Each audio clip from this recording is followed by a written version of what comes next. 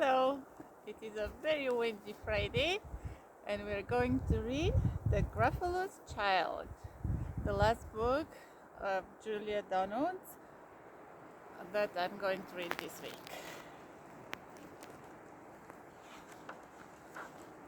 The Gruffalo's Child.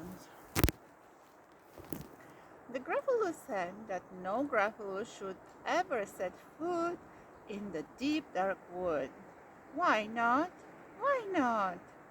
Because if you do, the big bad mouse will be after you. I met him once, said the Gruffalo.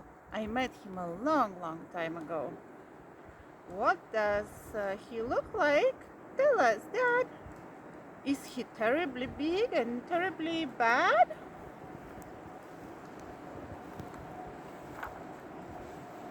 I don't quite remember, the Gruffalo said. Then he thought for a minute and scratched his head. The big bad mouse is terribly strong, and his scaly tail is terribly long. His eyes are like pools of terrible fire, and his terrible whiskers are tougher than wire. One snowy night, when the Gruffalo snored, the Gruffalo's child was feeling bored. The Gruffalo's child was feeling brave, so she tiptoed out of the Gruffalo cave. The snow fell fast and the wind blew wild. Into the wood went the Gruffalo's child. Aha! Oh, a trail in the snow. Whose is this trail and where does it go? A tail poked out of a log pile house. Could this be the tail of the big bad mouse? Here's the tail. Out slid the creature. His eyes were small, and he didn't have whiskers.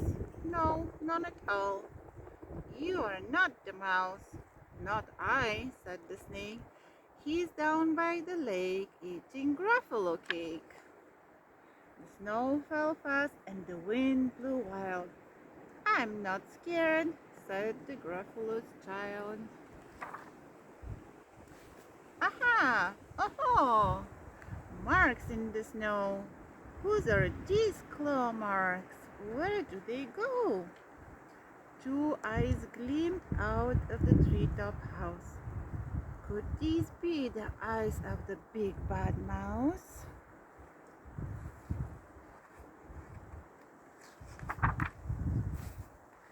Down flew the creature. His tail was short, and he didn't have whiskers of any sort. You're not the mouse. Too-hoo, not I. But he's somewhere nearby, eating Gruffalo pie. The snow fell fast, and the wind blew wild. I'm not scared, said the Gruffalo's child. Aha!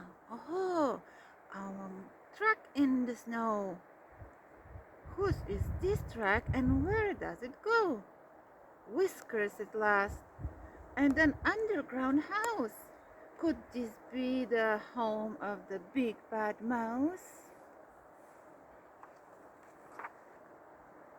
Out slunk the creature. His eyes weren't fiery. His tail wasn't scaly. His whiskers weren't wiry. You're not the mouse? No, oh, not me. He's under a tree, drinking Gruffalo tea. It's all a trick, said the Gruffalo's child, as she sat on a stump where the snow lay piled. I don't believe in the big bad mouse. But here comes the little one out of his house.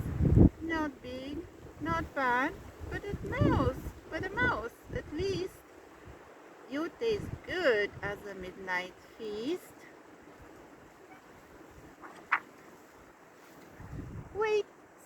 said the mouse. Before you eat, there is a friend of mine that you ought to meet. If you let me hop onto a hazel twig, I'll beckon my friend so bad and big. The Gruffalo's child unclenched her fist. The big bad mouse. So he does exist?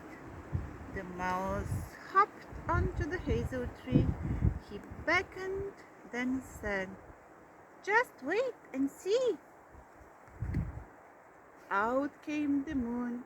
It was bright and round.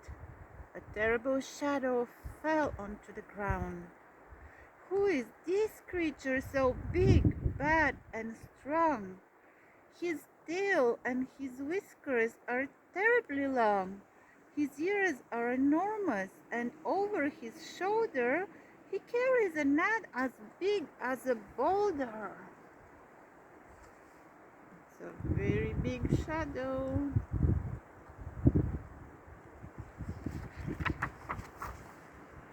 "The big bad mouse!" yelled the Gruffalo's child. The mouse jumped down from the twig and smiled. "Aha! Oh, prints in the snow. Whose are these footprints? Where do they go?" Now the mouse is looking for footprints in the snow. The footprints led to the Gruffalo cave, where the Gruffalo's child was a bit less brave. The Gruffalo's child was a bit less bored.